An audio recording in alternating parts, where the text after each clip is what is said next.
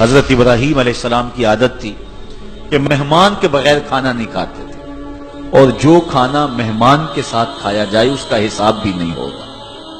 ساری زندگی یہ ان کا معمول رہا ہے۔ ایک دن بھوک لگی، گھر والوں کو کھانا پکانے کا کہا اور خود مہمان ڈھونڈنے نکلے۔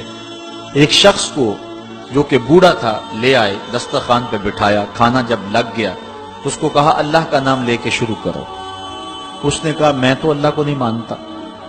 آپ نے فرمایا کہ میں تیرے سے کوئی ربط، رشتہ اور تعلق نہیں رکھتا، اللہ ہی کے نام پہ تجھے کھلا رہا ہوں، تو میرے رب کا نام تجھے کم از کم لینا چاہیے۔ اس نے کہا میں تو بتوں کا پجاری ہوں اور روٹی کے چند ٹکڑوں کے لیے اپنے بتوں سے بے وفائی نہیں کر سکتا۔ حضرت ابراہیم علیہ السلام بولے جب تو اتنا غیرت مند ہے کہ میرے رب کا نام نہیں لیتا اور اپنے بتوں سے بے وفائی نہیں کر سکتا، تو پھر میرا بھی تو کیا لگتا ہے، اگر میرے رب کو نہیں مانتا تو میں تو کھانا اس رب کے نام پہ کھلاؤں گا، کھاتا ہے تو ٹھیک، نہیں تو تیری مرضی۔ وہ حضرت ابراہیم علیہ السلام کے دسترخوان سے اٹھ کے چلتا بنا، وہ گیا تو جبریل امین حاضر ہو گئے، سلام دیا، سندیسہ سنایا۔ رب کہتا ہے اے میرے خلیل، تو نے میرا ایک بندہ ناراض کر دیا۔ یا اللہ، وہ تیرا بندہ تھا، وہ تو تیرا نام لینا گوارا نہیں کرتا تھا، اور تو فرما رہا ہے کہ وہ میرا بندہ تھا۔ ارشاد ہوا ابراہیم بتاؤ اس کی عمر کتنی ہوگی؟ یا اللہ 80 سال کے قریب ہو۔ کہا اتنا عرصہ ہو گیا نا میں اس کو رزق دے رہا ہوں، تم ایک دن نہیں کھلا سکے؟ اب حضرت ابراہیم اس کو ڈھونڈ رہے ہیں، وہ دور پہاڑ پہ جا چکا ہے۔ اس کے قریب پہنچے، کہا میاں کھانا ٹھنڈا ہو رہا ہے، جلدی آؤ۔ اس نے کہا ایک شرط ہے، تمہارے رب کا نام نہیں لوں گا۔ کہا نہ لینا آؤ۔ تو کہنے لگا لہجے میں اتنا گداز، اتنی نرمی کیسے آ گئی؟ تم تو کہتے تھے رب کے نام کے علاوہ کھلاؤں گا نہیں۔ کہا کہ اسی رب کا ہی تو پیغام آیا ہے کہ میں بھی اس کو دے رہا ہوں۔ اس نے کہا اگر تیرا رب اتنا اچھا ہے تو کھانا بعد میں کھائیں گے، پہلے اس کا غلام بنا لے مجھ کو۔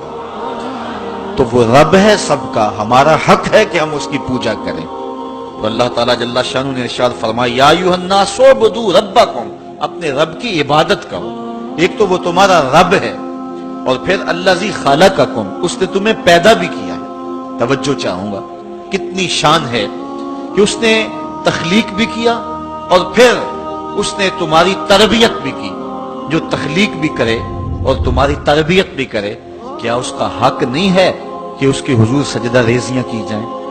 ساری زندگی انسان ماں کی خدمت کرتا رہے تو بتاؤ ماں کی خدمتوں کا بدلہ دے سکتا ہے؟ ماں کے پیار کا صلہ دے سکتا ہے؟ تو انسان جتنی مرضی خدمت کر کے ماں باپ کو راضی کرنے کی کوشش کرے وہ تو راضی ہوتے ہیں، بلکہ نالائق اولاد کے لیے ماں باپ کی دعائیں اور زیادہ ہوتی ہیں۔ تو انسان ان کی خدمت کا حق نہیں دے سکتا۔ ماں باپ کے اتنے حق کیوں ہیں؟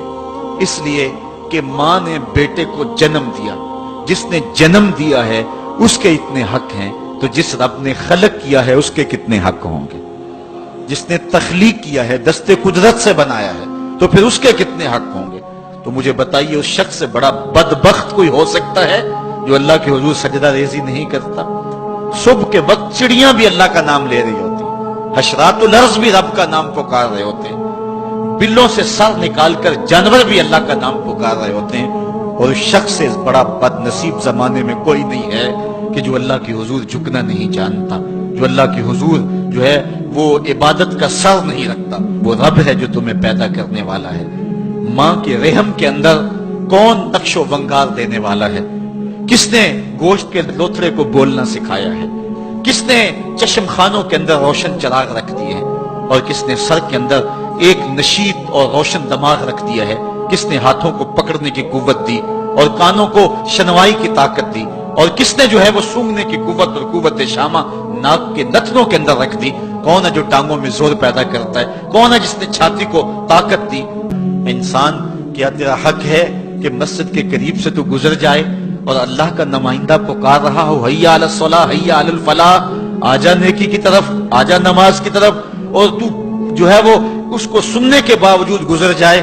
ایسا ہو سکتا ہے کہ تو اس کے حضور آئے نہ، حاضر ہی نہ ہو؟ یہ بد نصیبی نہیں تو اور کیا ہے؟ اللہ تعالیٰ جل شانہ ہمیں اپنی عبادت کی توفیق نصیب فرمائے۔